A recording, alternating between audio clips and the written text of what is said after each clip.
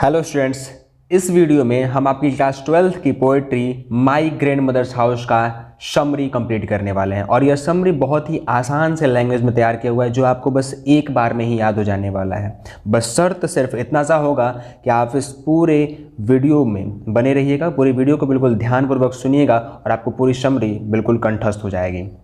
और अगर आप भी अपने बोर्ड एग्जाम में 99% मार्क्स लेके आना चाहते हैं तो इस चैनल पे अवेलेबल आपके सब्जेक्ट से रिलेटेड जितने भी वीडियोस हैं उनको एक बार जरूर वॉच करें। तो चलिए टाइम वेस्ट ना करते हुए हम लोग अपने समरी को स्टार्ट करते हैं। जैसे कि मैंने पीछे आपको बता दिया है कि हमने समरी को 3 पार्ट में लिखना है। अपने आप को समरी 3 पार्ट में लिखना है और 3 स्टेप्स फॉलो करने हैं। और वो 3 स्टेप्स बहुत ही आसान से होते हैं। फर्स्ट स्टेप जो हमारा होता है वह यह होता है कि हम अपने चैप्टर के बारे में और उसके राइटर के बारे में जो कुछ भी इन्फॉर्मेशन हमें पता है वो हम कंप्लीट करें। तो चलिए फर्स्ट स्टेप हम लोग कंप्लीट करते हैं, देखते हैं कैसे हम समरी को लिखते हैं। तो the poem my grand mother's house taken from our English text book named rainbow. क्या कहा गया है कि प्रस्तुत कविता my grand mother's house rainbow नामक पुस्तक से लिया गया है। यह हमारे जो पाठ्य पुस्तक है, टेक्स्ट बुक जो हमारी है, रेनबो से लिया गया है। This is an autobiographical poem. यह एक आत्मकथात्मक कविता है। Which has been composed by Kamala Das, जिसको कि कमला दास द्वारा कंपोज किया गया है, मतलब रचा गया है। कंपोज्ड मतलब होता है रचित, रचना करना। तो जिनको कि कमला दास द्वारा रचा गया है। She was the poetess of high order.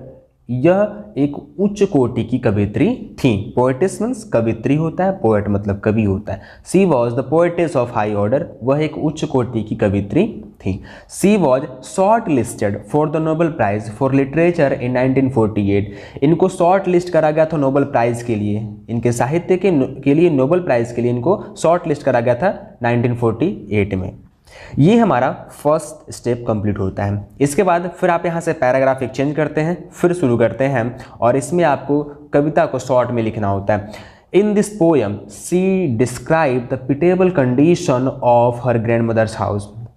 इस कविता में वह वर्णन करती हैं अपनी दादी माँ की दयनीय घर की स्थिति को, अपनी दादी माँ के घर की दयनीय स्थिति का वर्णन करती हैं। एंड हर आउन लाइफ, और अपने जीवन का भी वर्णन करती हैं।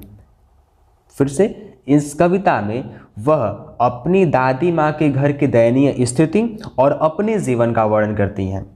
Kamala Das has written the poem in the memory of grand mother's house with whom she spend her childhood. कहा जा रहा है कि कमला दास ने इस कविता को अपनी दादी माँ के याद में लिखा हुआ है। Kamala Das has written the poem in the memory of her grand mother with whom she spend her childhood. कमला दास ने यह कविता अपनी दादी माँ की याद में लिखी हुई है, जिनके साथ में उन्होंने अपना बचपन बिताया था। She says that she lived with her grand mother in that house. वह कहती हैं कि वह अपनी दादी के साथ में उस घर में रहा करती थी। She says that she lived with her grand mother in that house. वह कहती हैं कि वह अपनी दादी माँ के साथ में उस घर में रहा करती थी। फिर इसके बाद आगे बढ़ते हैं। इसके बाद है in her childhood that house was very beautiful. बचपन में वह घर काफ़ी ज़्यादा खूबसूरत था। She got a lot of love in that house. उनको उस घर में बहुत ज़्यादा प्रेम मिला था।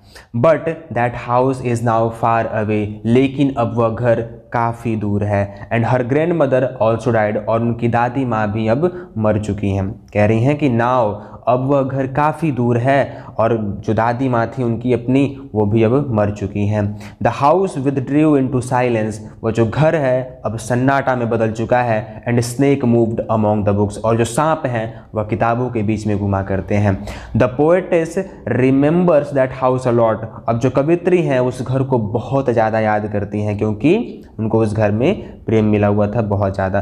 तो the poetess remembers that house a lot. She wants to go there and take the enjoyment of frozen air on the windows of that house. वह वहाँ पर जाना चाहती हैं और वहाँ की यादों को, फ्रोज़न एयर को एंजॉय करना चाहती हैं उस घर की खिड़कियों से झांक करके।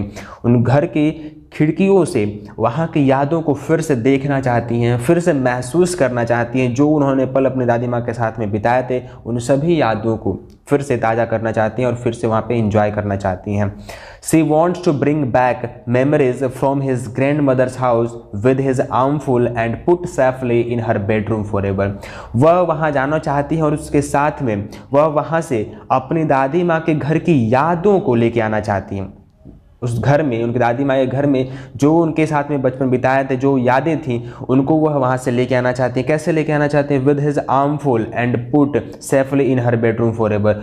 वह बाह भर करके वहाँ की यादों को लेके आना चाहती है, अपने बेडरूम में हमेशा के लिए सुरक्षित रखना चाहती हैं, ताकि उन यादों को हमेशा ही महसूस कर सके वह अपने अब जहाँ पे रह रही हैं।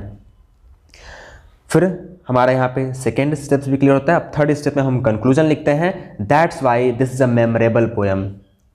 इसलिए यह एक बहुत ही यादगार कविता है। In this poem Kamala Das beautifully describe her memories. इस कविता में जो कमला दास हैं वह अपनी यादों को बहुत ही अच्छे तरीके से वर्णन करती हैं। आई होप आपको ये समरी बहुत छोटी लगी होगी। समरी भी बहुत आसान शब्दों में क्रिएट की गई है और आपको बहुत ही आसानी से याद हो जाने वाला है। आई होप आपको समरी समझ में आई होगी। तो मिलते हैं हम लोग नेक्स्ट वीडियो में ऐसे ही किसी नेक्स्ट समरी के साथ।